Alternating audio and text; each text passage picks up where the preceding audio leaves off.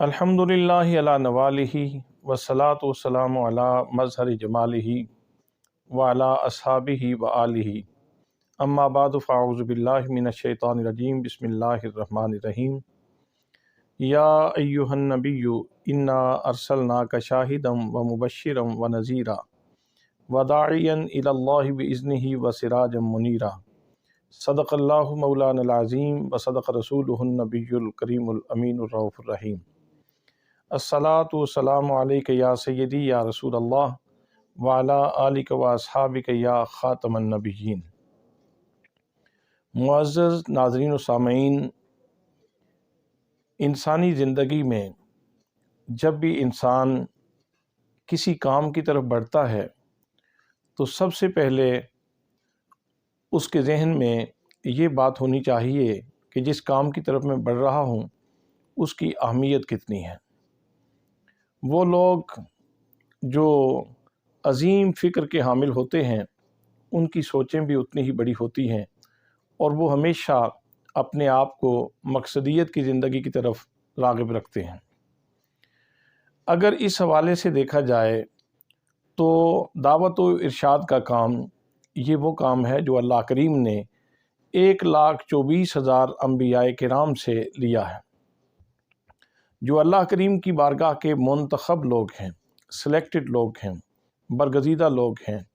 پوری انسانیت میں جو اپنے کریکٹر کے اعتبار سے اور اپنے کردار کے حوالے سے، حسن عمل کے اعتبار سے وہ سب سے افضل ہیں۔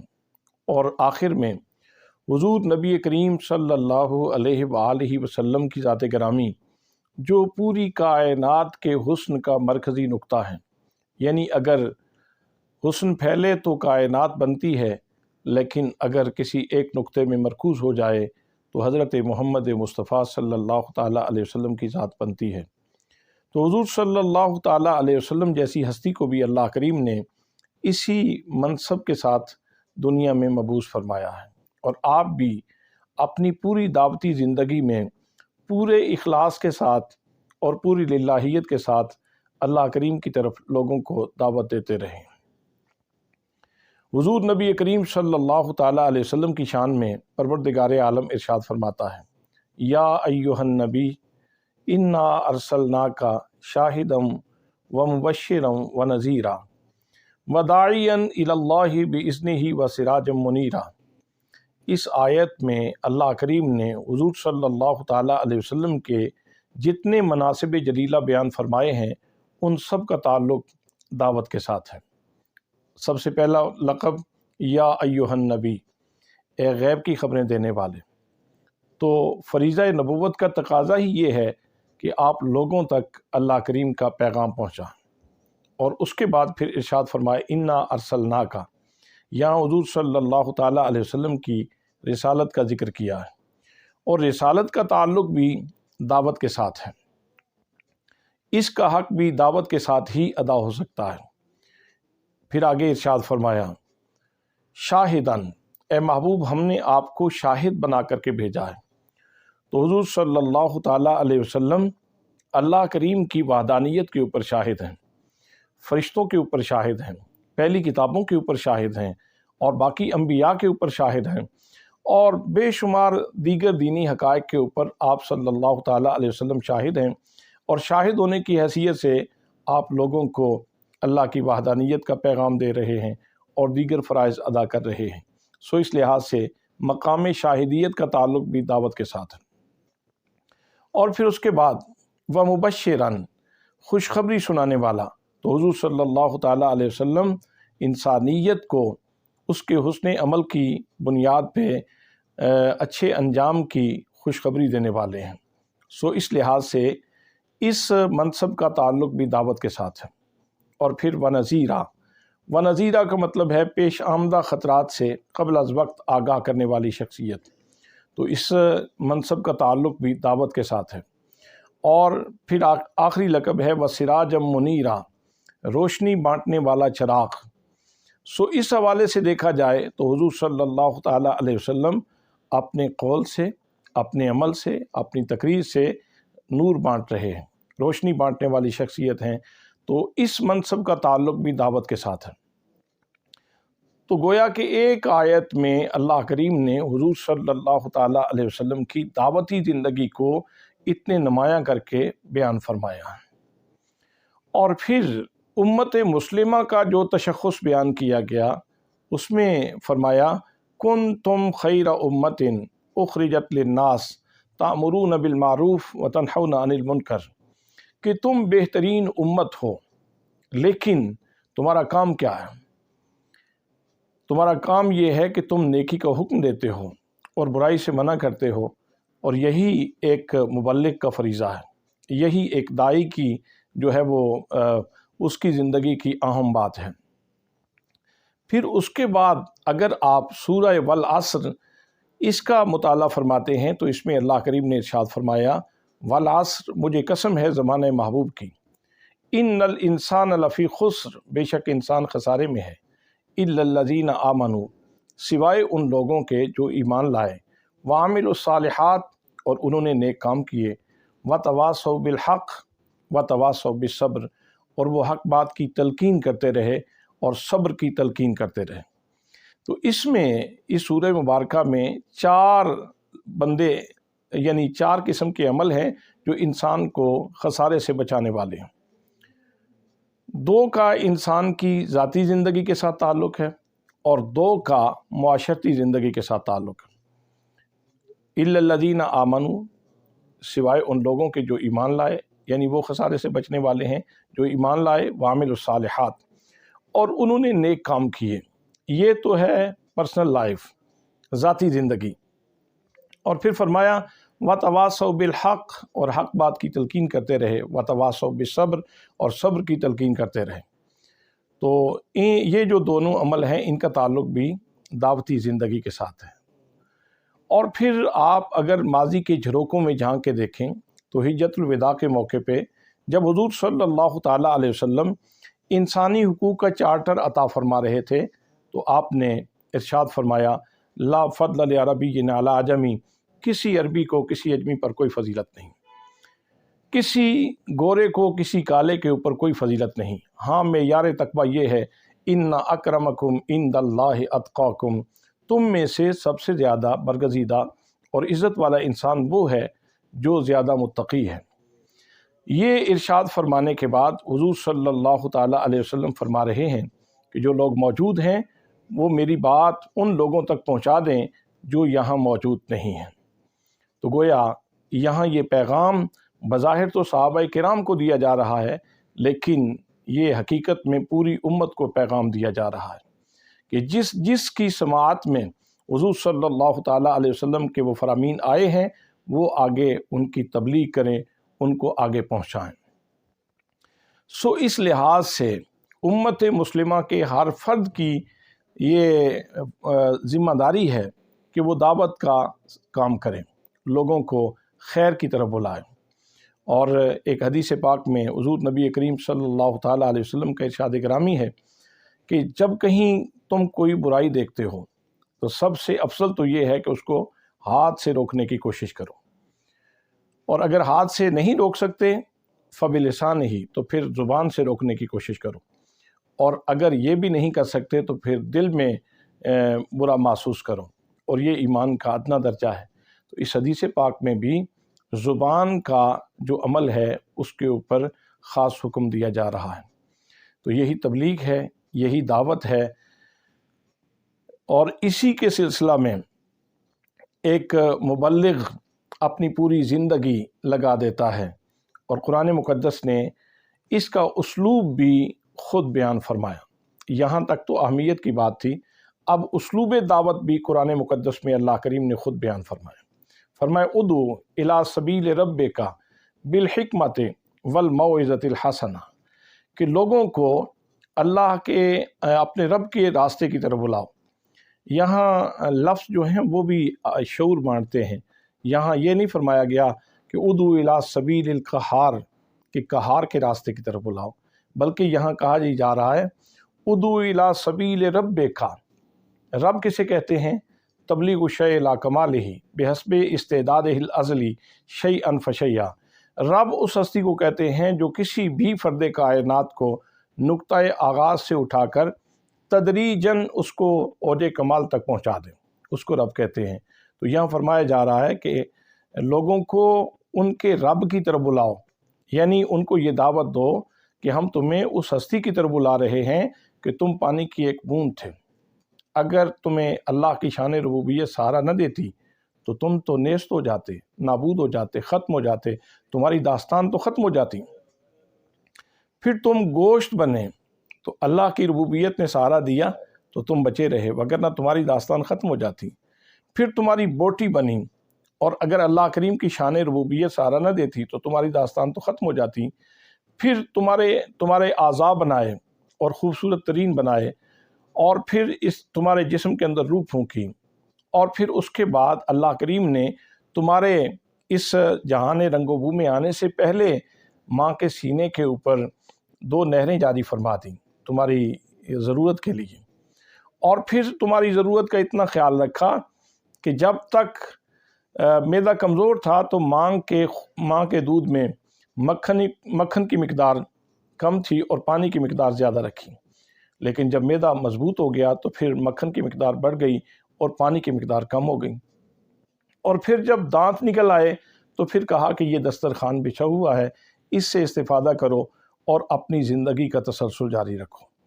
تو داعی کو یہ کہا جا رہا ہے کہ تم جب لوگوں کو بلاؤ تو ان کو یہ احساس دلاؤ کہ میں تمہیں کسی اور بندے کی طرف یا کسی ہستی کی طرف نہیں بلا رہا، میں تمہیں خالق کائنات کی طرف بلا رہا ہوں جو تمہارا رب ہے، جس نے تمہیں یہاں تک پہنچایا ہے۔ ادعو الی سبیل ربک بالحکمت، پھر فرمایا کہ حکمت کا دامن مضبوطی سے پکڑے رکھنا۔ جو داعی ہے، جو مبلغ ہے، جس نے دعوت کا کام کرنا ہے، جس نے ارشاد کا کام کرنا ہے، وہ حکمت کو ضرور پیش نظر رکھیں۔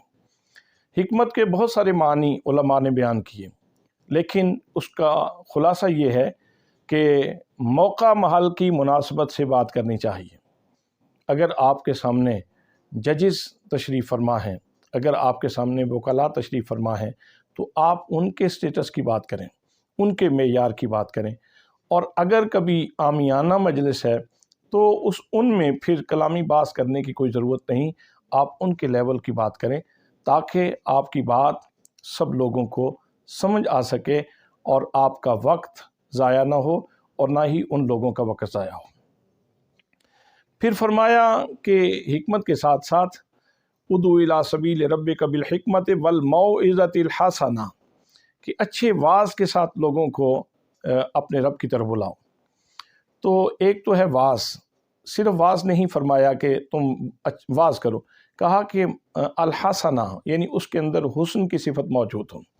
الحسنہ کا مادہ اشتقاق حسن ہے، اور حسن کا مطلب یہ ہے کہ حسن ایسی چیز ہے جو کسی بھی صاحب فطرت سلیمہ کے اوپر کبھی گراں نہیں گزرتا، قلب سلیم کے اوپر وہ کبھی بھی گراں نہیں گزرتا۔ کسی نے بہت خوبصورت بات کہی تھی، حسن جس رنگ میں اور جہاں ہوتا ہے، اہل دل کے لیے سرمایہ جاں ہوتا ہے۔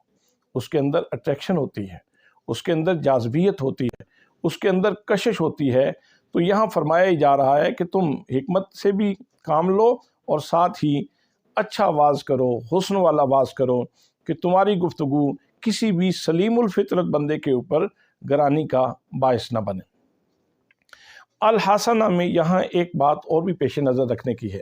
حضرت سراج الدین طوسی جو حضرت داتا گنج بخش رحمۃ اللہ تعالیٰ علیہ کے شیخ ہیں، وہ ارشاد فرماتے ہیں کہ حسنہ ہر اس چیز کو کہا جاتا ہے جس کے اوپر اللہ کریم کی پیار کی نظر ہو، جس کو اللہ کریم محبت کی نظر سے دیکھیں۔ تو گویا جب آپ واعظ کر رہے ہیں یا آپ تبلیغ کر رہے ہیں، آپ دعوت کا کام کر رہے ہیں، تو آپ کے ذہن میں یہ بات ہونی چاہیے کہ کاش میں جو جملہ بول رہا ہوں، جو میں دعوت دے رہا ہوں، جو میں پیغام دے رہا ہوں، کاش اس کے اوپر اللہ کریم کی محبت کی نظر پڑ جائے۔ اور جب اللہ کریم کی محبت کی نظر پڑ جائے گی تو پھر وہ چیز نور کا جامہ پہن کر لوگوں کے سینے میں اتر جائے گی۔ تو اپنی دعوت کو کامیاب بنانے کے لیے ضروری ہے کہ انسان کی نیت صالح ہو اور بغیر کسی تکلف اور تصنع بناوٹ کے وہ اپنے رب کی بارگاہ میں آرزو مند ہو کہ یا اللہ میری اس دعوت کو اپنی بارگاہ میں قبول فرما اور اس کے اوپر محبت کی نظر ڈال دے۔ جب اللہ کریم محبت کی نظر ڈال دیتا ہے تو پھر انسان کو کامیابیاں ضرور ملتی ہیں۔ دعوت و ارشاد کے حوالے سے حضور سیدی ضیاء الامت حضرت جسٹس پیر محمد کرم شاہ الازہری رحمۃ اللہ تعالیٰ علیہ کا ارشاد گرامی ہے۔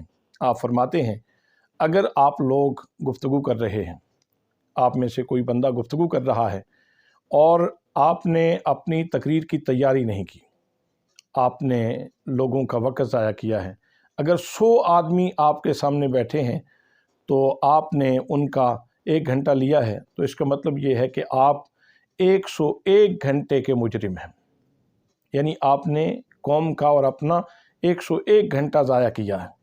اور اگر آپ نے تقریر تیاری کر کے کی ہے، اس کے پورے لوازمات کو پیش نظر رکھا ہے اور اس کے اوپر پوری گرفت کے ساتھ کلام کیا ہے، تو پھر یوں سمجھیں کہ آپ نے 1 گھنٹہ کام نہیں کیا، بلکہ ملک و قوم اور ملت کی تعمیر میں آپ نے 101 گھنٹہ صرف کیا ہے۔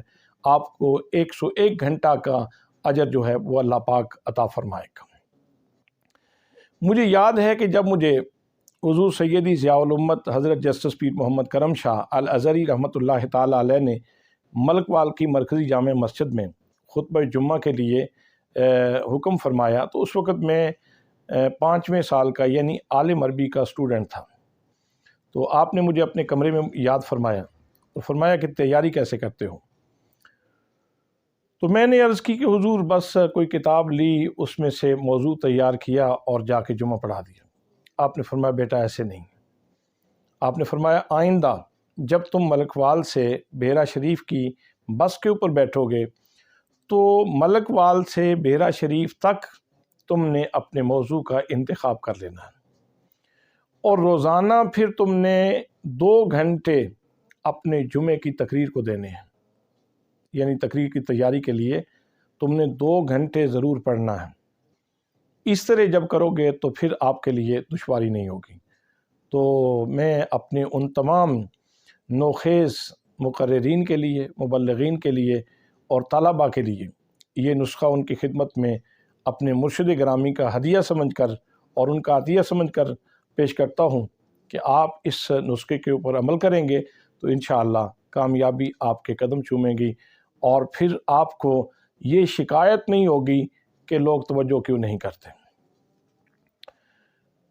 سب سے آخری اور سب سے پہلی بات، اور اسی پہ ہم اپنے کلام کا اختتام کرتے ہیں، وہ یہ ہے کہ اسٹیج کے اوپر آ کے کھڑا ہونا یہ بہت زیادہ ہچکچاہٹ کا باعث ہوتا ہے، اور یہ ہچکچاہٹ کا علاج کسی گولی اور کسی کیپسول میں نہیں ہے کہ انسان کوئی گولی کھا لے، کوئی کیپسول لے کر آ کے اسٹیج پہ کھڑا ہو جائے تو اس کو ہچکچاہٹ نہیں ہوگی، ہیزیٹیشن نہیں ہوگی، یہ نہیں ہو سکتا۔ اس کا فقط ایک علاج ہے، اور وہ یہ ہے کہ آپ اس اسٹیج کے ساتھ انس پیدا کریں۔ آپ جب مسلسل اس کے ساتھ اپنی دوستی کا سلسلہ قائم رکھیں گے، مسلسل اس کے اوپر آئیں گے، گفتگو کریں گے، ابتدا میں لغزش بھی ہوگی، ابتدا میں غلطی بھی ہوگی، ہو سکتا ہے کبھی تمسخر کا شکار بھی آپ ہوں اور لوگوں کی طرف سے ریسپانس ٹھیک نہ ملے، لیکن آہستہ آہستہ آپ کے اندر لیاقت پیدا ہوتی جائے گی، اور پھر ایک وقت آئے گا کہ لوگ آپ کی بات بڑی توجہ سے سنیں گے۔ تو جتنا آپ کا اسٹیج کے ساتھ انس بڑھتا چلا جائے گا، اتنا ہی آپ کے اندر اعتماد بڑھتا چلا جائے گا۔ بس ضرورت اس بات کی ہے کہ آپ اس سے انس پیدا کریں۔ جیسے کسی نے کسی سے کہا تھا، کسی بزرگ سے، کہ میں اچھا لکھنے والا بننا چاہتا ہوں، تو انہوں نے کہا کہ اس کا پھر ایک ہی علاج ہے، گر تو می خواہی کہ باشی خوش نویس، می نویسو می نویسو می نویس۔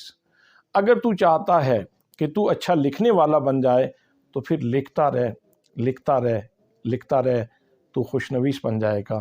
اسی طرح اگر آپ یہ خواہش رکھتے ہیں کہ آپ اچھے متکلم بنیں، آپ اچھے گفتگو کرنے والے بنیں، آپ اچھے مقرر بنیں، آپ اچھے خطیب بنیں، آپ اچھے مبلغ بن جائیں، تو اس کے لیے آپ کو مسلسل محنت کی ضرورت ہے۔